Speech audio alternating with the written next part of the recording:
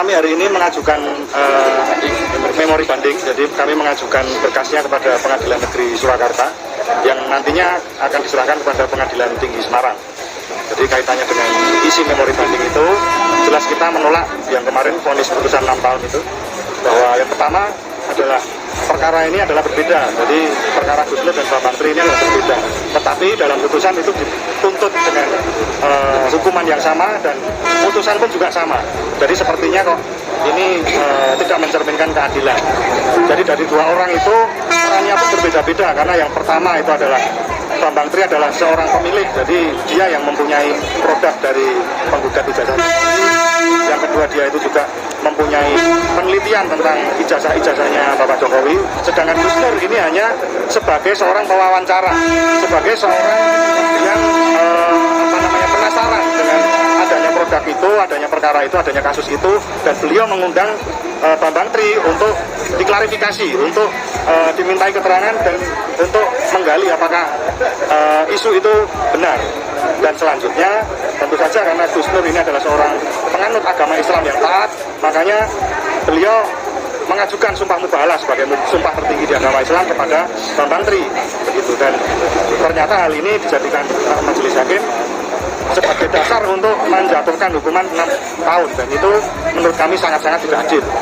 Baru seharusnya lebih rendah dari Bambang Tri. Kalau kita bilang seharusnya, kita melihat keadilan. Jadi kalau kami di sini itu sebenarnya kita itu semua pengais keadilan, karena kalau pencari keadilan itu ada yang dicari. Kalau di sini pengais itu kan hal-hal yang sangat-sangat kecil yang kita cari. Jadi kalau kita bilang seharusnya di bawah 6 tahun, seharusnya Gus Nur itu bebas, bukan hanya turun. Bayangkan seperti di Kanjuruhan, itu 144 korban jiwa meninggal, tetapi pada kenyataannya hanya arah mata angin yang disalahkan.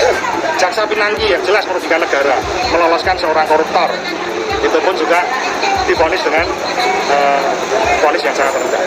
Jadi kita di sini demi memperjuangkan hukum, maka dari itu kami pun dengan banding itu harapannya bukan hanya menurunkan, tetapi membebaskan Gus Nur dan memulihkan nama baik. Pak, kalau untuk ini sendiri langkah ke PT banding ini sendiri mungkin faktor apa yang menjadi diharapkan vonis ini bisa turun gitu? Yang jelas begini, kita tahu semuanya bahwa perkara ini adalah perkara politik. Jadi ini menyangkut seorang tokoh politik, karena beliau juga baru saja ini di media-media juga bilang bahwa selain beliau itu seorang presiden juga seorang politik. Jadi kalau perkara ini juga kami juga bilang perkara ini perkara politik, karena ini menanyakan ijazah beliau kan gitu. Yang jelas bahwa dasar-dasarnya jelas dari undang-undang yang ditetapkan kepada, yang disangkakan kepada klien kami, yang dijadikan dasar hukum hakim untuk memutuskan vonis 6 tahun, itu jelas-jelas semuanya tidak terpenuhi. Jadi dari pasal 14 tentang keonaran itu jelas tidak terpenuhi, pasal 15 juga tentang keonaran tidak terpenuhi. Menyebarkan berita bohong itu harus dibuktikan dulu kebohongannya. Apabila kebohongannya itu sudah dibuktikan, maka otomatis kebenarannya itu akan muncul. Nah, barulah klien kami ini akan mengakui bahwa oh ternyata yang benar seperti itu. Jadi berita yang saya sebarkan ini berarti mengandung kebohongan. Itu yang namanya adil seperti itu. Tetapi yang kita ketahui sampai hari ini tidak ada seorang pun yang mengetahui, yang melihat langsung ijazah Jokowi secara asli atau tidak secara langsung. Gitu. Dan kami, harapan kami di pengadilan tingkat lanjut, yaitu banding ataupun kasasi ataupun PK nantinya, kami masih berharap, kami masih memiliki keyakinan bahwa di Indonesia ini masih banyak hakim-hakim yang bekerja dengan penuh integritas, yang penuh dengan rasa keadilan, penuh dengan rasa kemanusiaan. Dan tentu saja satu ini yang perlu diingat dari hakim-hakim, kami yakin bahwa banyak hakim yang masih takut dengan Tuhan, masih takut dengan Allah. Maka mereka akan memutuskan itu tidak akan sembarangan, tidak berdasarkan pesanan, tidak berdasarkan tekanan dan lain sebagainya. Itu harapan. Artinya untuk Presiden Jokowi ini sendiri harus menunjukkan ijazahnya? Iya.